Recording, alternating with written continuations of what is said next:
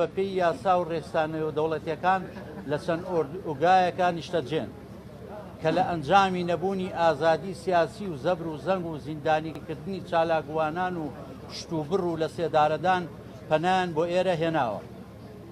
بەڵام بەداخەوە چەندین جار کەوتونەتە بەرهێرشی درۆن و بۆردومانکردن و بەدایان کەس بوونەتە قوربانی ئەوەی جێگەی داکە ئەم کارانە بە بەرچاوی کۆمەڵگەی نێودەوڵەتیەوە ئەنجام دەدێت و لێی بێدەنگن. ماوەی چەند مانگێکە دەوڵەتی ئێران لەگەڵ دەوڵەتی عێراق و حکوومەتی هەرێم ڕێکەوتنێکیان کردووە لەبارەی چارەنووسی ئەو لایەنە سیاسی و پەنابەرانە کە زۆرێکیان ئافرەت و مناڵ و خەڵکی بەتەمەنن. شوێنەکانیان تێکەڵە لەگەڵ خەڵکی مەدەنی ناوچەکە و ناوچەکە. ئەم شوێنانە بە سەدان کیلۆمەتر دوورن لە سنوورەکان و هیچ مەترسێکی سەربازیان نییە بۆ سەر کۆماری ئیسلامی ئێران.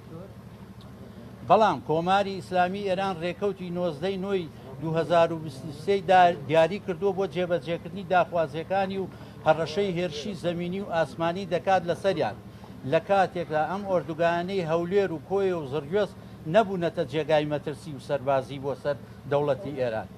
و مافی پەنابەری سیاسیش مافێکی ڕەوای هەموو ئینسانێکە و بەپێی ڕێکەوتنامەی جنێفی ساڵی 1950 بەپێی جارنامەی جیهانی مافەکانی مرۆڤ ساڵی 1948 کە جەخل لەسەر پاراستنی مافی مرۆڤ و ژیانی پەنابەرانی سیاسی و خزمەتکردنیان لە ڕووی ئەمنی و تەندروستی و مافی کار و مافی هەڵسوڕانی سیاسی و مەدەنی دەکاتەوە. دەوڵەتانی پابند کردووە بە جێبەجێکردنی بەندەکانی ڕێکەوتنامە جیهانیەکانی تایبەت بە پاراستنی مافی پەنابەران. بۆیە داواکارین لە حکوومەتی ئێران بیر لە ڕێگاچارەی ئاشتیانە بکاتەوە و لە یەکلایکردنەوەی ناکۆچە سیاسیەکانی و ڕێز لە سەرۆری دەوڵەتی ئیتیحادی عێراق و هەرێمی کوردستان بگرێت. دوو، پەرلەمانی عێراق قبوڵ نەکات کە دەستدرێژی ئەمنی و سەربازی بکرێتە سەر ئەو پەنابەرانەی بەپێی عورف و یاساکانی جیهان هانایان بۆ وڵاتانی دووەم بردووە لە هەموو تونند و تیژ و پشتن و ڕفاندنێک بیان پارێزێت. سێ، هەوڵی بەپەلە و تەواوەتی بدرێ بۆ کۆتایی هێنان بەم بارگرژیانە چونکە مەسئولیەتی ئەمنی و ژیانی گوزەرانی پەنابەران لە ئەسۆی هەردوو حکوومەتی عێراق و هەرێمدایە. لیژنەی بەرگری لە ئاسایشی خەڵکی کوردستان 12 نۆی 2023. لەسەر شاوڕێیان ئەوەی کە پرسیارە شتێکی هەبێت بەڵێ دوای خوێندنەوەی یادداشتنامەکە بە عەرەبی پرسیارەکانتان بکەن. إلى رئاسة مجلس النواب العراقي. الموضوع مذكرة. معروف لدى الجميع أن العراق والمنطقة تمران بأوضاع سياسية معقدة وحساسة.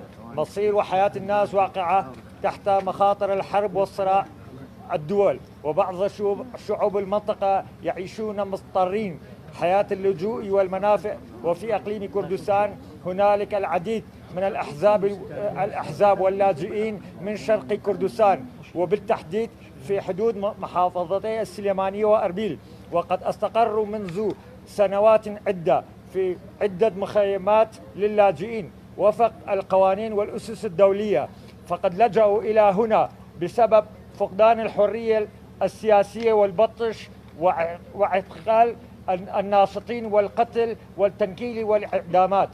لكن ومع الأسف قد تعرضوا إلى العديد من الهجمات بواسطة الدرون والقصف مما أدى إلى سقوط عشرات الضحايا، وقد وقعت كل هذه الأعمال مما أدى إلى سقوط عشرات الضحايا، وقد وقعت كل هذه الأعمال تحت أنظار العالم وهم صامتين.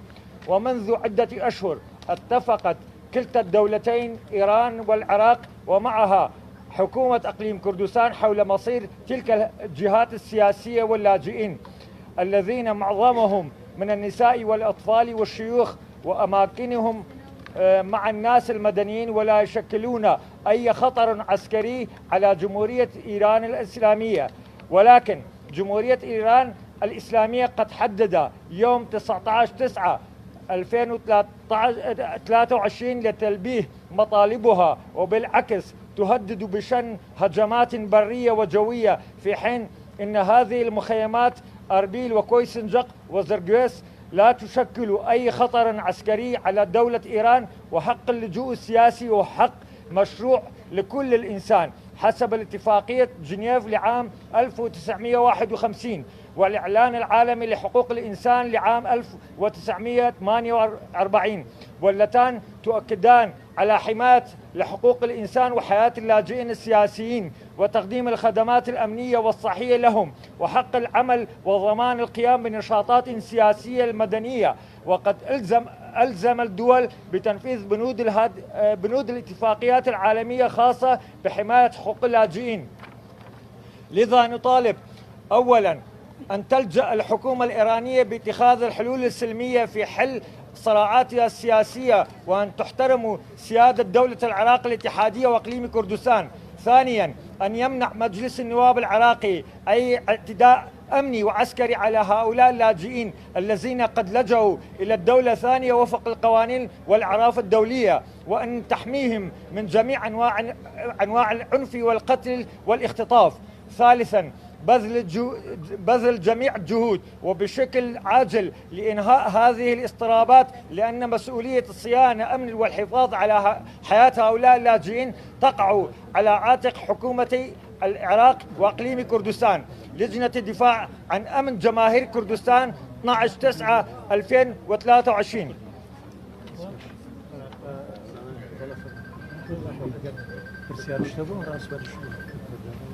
بەناوی خی گەورە بەخێر بێن خۆشەویستان، سڵاو ڕێزمان هەیە. ئەمڕۆ ئێمە پێشوازیمان کرد لەگەڵ برای بەڕێز مامۆستا شوان و بەڕێز مامۆستا داراسیەکانیانی بە ئیزنیار دووکیان من دووسێ کەلی ماڵێ مەگەر حەزیان کرد بەشداری بکەن لە خزمەتیانە. ئێمە پێشوازیمان کرد لەم برا بەڕێزانەی کە سێ داواکاری سادە و سەرەتاییان هێناوە کە بێگومان مافی پەنابەری، پارێزگاری لە مافی پەنابەری، پارێزگاری لە سەروەری عێراق و ڕوبەڕوو نەکردنەوەی هەرێمی کوردستان بۆ شەڕێکی خوێناوی سەربازی، بەکارنەهێنانی زمانی هەڕەشە لەگەڵ دەوڵەتی عێراق و لەگەڵ هەرێمی کوردستان. هەموو ئەمانە کۆمەڵێک بنەمان کە کەس نکولی لیان ناکە. پەیوەندیەکانی ئێمە لەگەڵ دەوڵەتانی دراوسێ پەیوەندی بەهێز و باش و بەرفراوان و دووردێژن بە شێوەی تایە کە ئێمە بتوانین لەگەڵ ئەو دەوڵەتانە بە شێوازێکی ئاشتیانە دوو لە زمانی شەڕ و هەڕەشە، دوو لە شکاندنی سەروەری بگەینە چارەسەرێک لەم کێشەیە. ئەو بەڕێزانەی لێرە ئۆپۆزیسیۆنن بۆ هەر دەوڵەتێکی تر. ئێمە لە ناو عێراقیشا بڕوامان بە ئۆپۆزیسیۆن بوون هەیە و بۆ هەموو دنیاش بڕوامان بەوە هەیە کە ئۆپۆزیسیۆن بوون مافێکی سەرەتایی سیاسیەر ئینسانێکە. لە ئەمان کاتە تاکید لەسەرەوەکەینەوە کە دەستوری عێراق ڕێگە بە هیچ چالاکێکی سەربازی نادا کە خاکی عێراق بکاتە مەڵبەند بۆ ئامانجگرتنی دەوڵەتانی دراوسێ. بۆیە عێراق پێویستە بە زووترین کات بگاتە ڕێکەوتنێک لەگەڵ ئەو بەڕێزانەی ئۆپۆزیسیۆن و لە هەمان کات لەگەڵ دەوڵەتانی دراوسێ. ئێمە پشتیوانی ئەماکەین کە ئەو ڕێکەوتنە بە جۆرێ بێ کە مافی ئینسانی، سەروەری، مافی مەسلەی پەنابەری سیاسی، پارێزگاریکردن لە ئەمن و ئاسایشی خۆیان و ماڵ و مناڵیان ئەرکی وڵاتی عێراقە بە بێگومان و بە پێی یاسا نێودەوڵەتیەکان هەموو کەسێک پێویستە ژیان و ئەمن و ئاسایشی لە ژێر هەڕەشەدا نەبێ و پێویستە بپارێزرێن. لە هەمان کاتا ئەو کێشە و خلافاتی کە هیانە لەگەڵ دەوڵەتانی دراوسێی هەرێمی کوردستان و عێراق پێویستە بە زمانی سیاسی دوور لە بەکارهێنانی هێزی چەکداری چارەسەر بکەن بۆ ئەوەی کە نەبن بە کێشە هەم بۆ خۆشیان هەم بۆ هەرێمی کوردستان و دەوڵەتی عێراق. بۆیە ئێمە پشتیوانی لەواکەین کە داواکاری ئەم بەڕێزانە کە ئاڵێ پێویستە ئاشتیانە ئەم کارە چارەسەر بکرێ بە ڕێکەوتنێکی ئاشتیانە لە نێوان هەردوو دەوڵەت، دوو لە زمانی شەڕ و هەڕەشە و ئەمن و ئاسایشی پەنابەرە سیاسیەکان پارێزراو بێ و بێگومان ئەو بنەمات دەستوریانە پارێزراو بن کە سەروەری عێراق هیچ دەوڵەتێک مافی نییە سەروەری عێراق ببەزێنێ کە بەداخەوە ڕۆژانە لەلایەن چەندین دەوڵەت و ئەم سەروەری ئەبەزێنرێ و ئەمە کارێکە پێویستە کۆتایی پێبێ. لە هەمان کاتە تاکی دەکەینەوە لەسەر التیزامی دەوڵەتی عێراق بە دەستور بەوەی کە ڕێگە نەدا خاکی خۆی بکرێتە مەڵبەندێک و بە ئامانجگرتنی دەوڵەتانی دراوسێ. لە چوارچێوەی ئەم بنەما ئاساسیانی کە عەرزم کردن ئێمە پشتیوانی ئەم داواکاریاناکەین کە هەرێمی کوردستان و عێراق نەبێتەوە مەیدانی ڕوبەڕووبوونەوەیەکی تری سەربازی، نەبێتە مەیدانی هەڕەشە، نەبێتە مەیدانی پەلاماردان. و ئێمە وە پێم وایە ئەو هێزە سیاسیانش ئەوەندە تێگەیشتنیان لە بارودۆخی ناوچەکە و بارودۆخی نێودەوڵەتی و هەستیاری ئەم بارودۆخی هەرێمی کوردستان هەیە هاوکارە بن بۆ ئەوەی کە بە ئاشتیانە لەگەڵ ئەوانیش بگەینە ئامانجێکە هەموو وەکو بڵێ هەموو تایدا براوە بن و هەموو تێدا ئەو ئامانجانیان دەستکەوێت کە بۆی ئەگەڕێن. هیواداری ئینشاڵڵا بەبێ هیچ کێشە و قەیرانێک ئەم کێشەیەش کۆتایی پێبێ. ئەگەر ئەگەر پرسیاتان بۆ پەرلەمانتاران و جیاگە پرسیاتان بۆ میژنێ و بەیاننامەکە بوو ئێمە خۆمان جواب دەدەینەوە تهدیدی کەن پرسیارەکەتان بۆ چییە؟ باش أما برقاني عربي قرنقة فعلا. بسم الله الرحمن الرحيم. اليوم استقبلنا عددا من الإخوة الكرام الذين جاءوا لطرح 3 مطالب عادلة بما يتعلق بهذا الخطر المحدق بإقليم كردستان وتحديدا وبالعراق بشكل عام، حيث هناك تهديدات بشن حرب ربما على الإقليم بسبب وجود معارضة إيرانية هنا في السليمانية وغيرها. نحن في هذا الإطار نؤكد دعمنا لحل هذا الأمر بالطرق السلمية واحترام سيادة العراق، وأن علاقاتنا الممتدة لعشرات السنين مع الدول الجوار لا تسمح بأن تتوتر هذه المسألة إلى أن تصل إلى أن تكون مواجهات عسكرية. ونؤكد في الوقت نفسه أن حماية اللاجئين هو التزام قانوني دولي على دولة العراق، يجب حماية اللاجئين. وكذلك نؤكد في الوقت نفسه على التزام دولة العراق باحترام المادة الدستورية التي تنص على عدم استخدام أراضي العراق لاستهداف دول الجوار. نحن ندعم هذه المساعي التي تريد أن تحل هذه الأزمة بسلام دون اللجوء إلى الاستهدافات العسكرية ودون خرق سيادة العراق التي هي من المفترض أن تكون محترمة لدى جميع دول الجوار التي نحن نحترم سيادتها ونحترم أيضا تحفظاتها الأمنية ومصالحها. وفي الوقت نفسه نؤكد على تلك الدول على أن تحترم تلك السيادة وتلك المصالح، وأن نميز جميعا بين حق المعارضة من جانب وهو حق مكفول نحن نؤمن به في العراق لمواطنينا ولأحزابنا، وكذلك نؤمن بالحق نفسه كمبدأ ديمقراطي لكل أحزاب ودول العالم، لكن أيضا نلتزم بأن لا تستهدف أي دولة جوار من عندنا من أراضينا عسكريا. نحن ندعم حل هذا الإشكال سلما، وإن شاء الله ستكون هناك إجراءات بخصوص الوصول إلى آلية سلمية لهذا الإشكال يضمن أن يخرج الجميع بنتائج إيجابية بحيث تحمى حق اللجوء السياسي وحرية المعارضة، وفي الوقت نفسه نحترم أيضا حقوق ومصالح وتحفظات دول الجوار.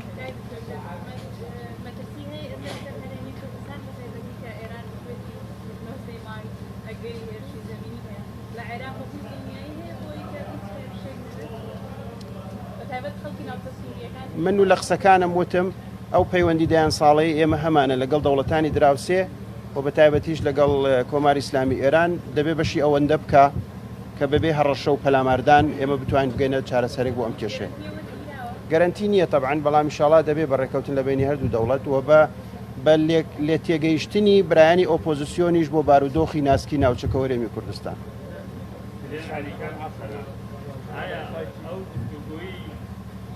لبين العراق وإيران وهرمي كردستان براوة لسرو يعني روشالات يوكو برلماني زانياري كان داو بيو نخير اما وكل من اندام لجنة علاقات خارجية للبرلمان هیچ زانیارێک بە ئێمە نەدراوە لەسەر بوونی ڕێکەوتنێک لەو جۆرە و ئەو ڕێکەوتنە بە هەر جۆرێک کرابێ من تاکیدم لەوە کردەوە ئەوەی بڕوای ئێمە ئەوەیە کە پێویستە بە جۆرێ بکرێ هەموو لایەنەکان پێی ڕازی بن و ئامانجەکانی هەموو لایەک بێنێتە دی. ئێمە هەوڵی ئێمە بڕوای ئێمە هەڵوێستی ئێمە ئەوەیە کە ئەبێ ئەم بەو شێوازە بکرێکە بە ڕێگایەکی ئاشتیانە بە گفتوگۆی دیالۆگی سیاسی و دیبلۆماسی بەبێ پەنابردن بۆ هەڕەشە و شکاندنی سەروەری عێراق پێویستە ئەم کێشەیە بە جۆرێک کۆتایی بێ کە هەموو لایەک لێی ڕازی بن.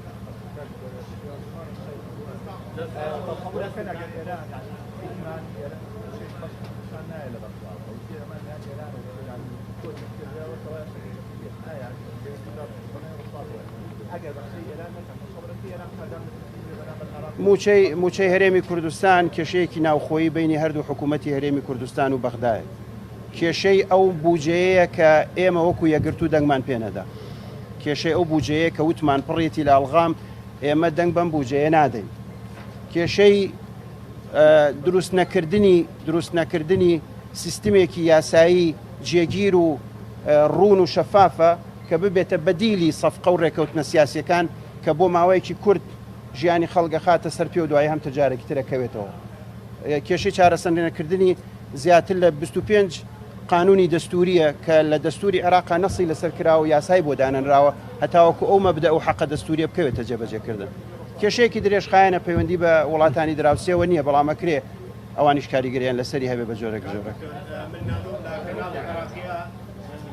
پێش هەموو شتێک چەند جارێک وابزانێمەوە پێشنیارەمان کردووە هیوای ئەومان هەبووبێت ئەومان ڕۆی کۆنفرانسە لە هۆڵێکی کۆنفرانسا بکرێ نازانم یعنی بەرداوام مدیر لەبەر هەتاوە وەسی ئەمەوەکو پێشنیارێک بووبێت دەکەم ئیشی لەسەرکەن و نووسینگەی زەمانیان جوێی نێنەران پرسیارەکەشم ئەوەیە کێشەی جۆچە فەرمانبەرانی هەرێمی کوردستان یعنی نزیکترین فەرمانبەریان کە ئەوەی ئێستا لەناو پرۆسێکردنای کە سەنگی باشۆت لەدراوە ئێوە وەکو پەرلەمان و جوێی نێنەرانی عێراق چۆن باڵ بۆ ڕێکەوتنەوە هەنێنیان خودی هەڵداریەوەکەن بۆی موچە لە کاتی بەر ئێمە پێمان وایە موچە نابێ بکرێتە بابەتێکی سیاسی و هەردوو حکوومەت بەرپرسیارەتیان هەیە کە بێ و دابینیکەن حکوومەتی هەرێم پێویستە تەواوی داهاتەکانی بە شەفافی کەشفکە ڕێکەوتنی پێویست لەگەڵ بەغدا ئەنجامدا بەغداش پێویستە ئەم بابەتە نەکاتە بابەتێکی شۆڤێنی و تائیفی و بۆ ملبادان و دەستجەڕاندنی هەرێمی کوردستان